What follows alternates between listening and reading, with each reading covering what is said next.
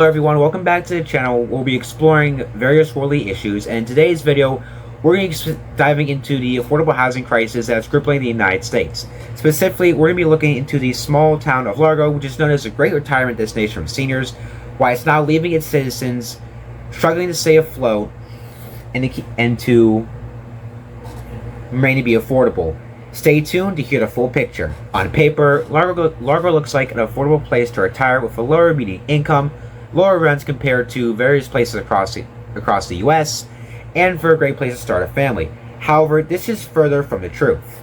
With the rising costs of rent and stagnant wages, and corporate investors in the city buying up land and replacing affordable mobile home parks, it makes it harder for the citizens of Largo to stay afloat. And all this comes down to the infamous Live Local Act passed recently in 2023.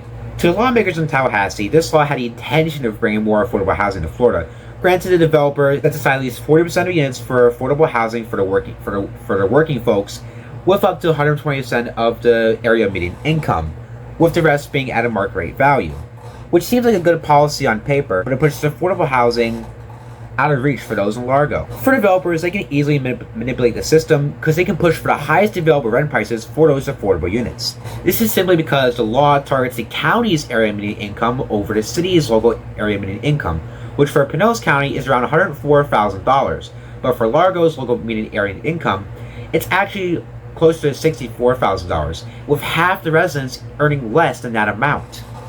This then leads to developments in the city of Largo with rent prices higher than what the people can actually afford.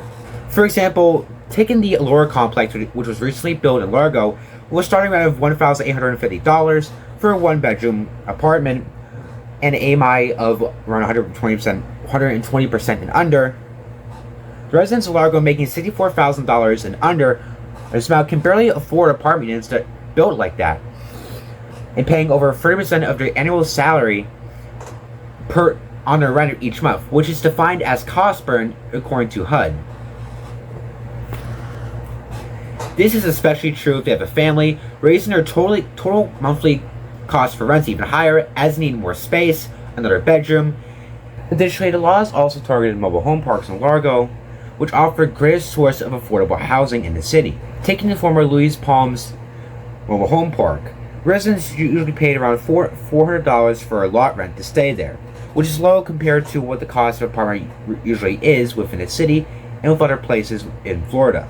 However, a recent project has been developing for the complex known as Park Vista Apartments, which was set to remove and replace the existing Louis Palms mobile home park, redeveloping the lands for units of affordable housing with regards to the Live Local Act, under Gary Tave of the Square Peg Development LLC, to which these units follow the same formula as Allure, targeting the area median income to around 80 to 120%, removing the only source of available housing for that area.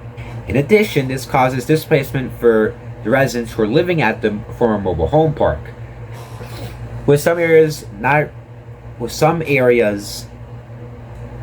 having any initiatives to relocate the citizens of the city, with others having a lot of fighting just to allocate funds to help people relocate. This law also rids residents of their rights, making laws from the Largo City Commission and other planning boards ineffective, thus removing any restrictions developers need to develop apartments and various areas throughout the city. This removes a democratic voice for the people who are opposed to these apartment developments and for local government officials, while making the developers put more profit into their pockets while being out of reach with the people. On top of that, other complaints from residents include a lot of traffic congestion, such as on the 8th Avenue, which is near the local Largo Middle School, and with public safety concerns, such as sewage and flooding, and areas with environmental hazards. Despite the developers claiming they will improve road infrastructure for these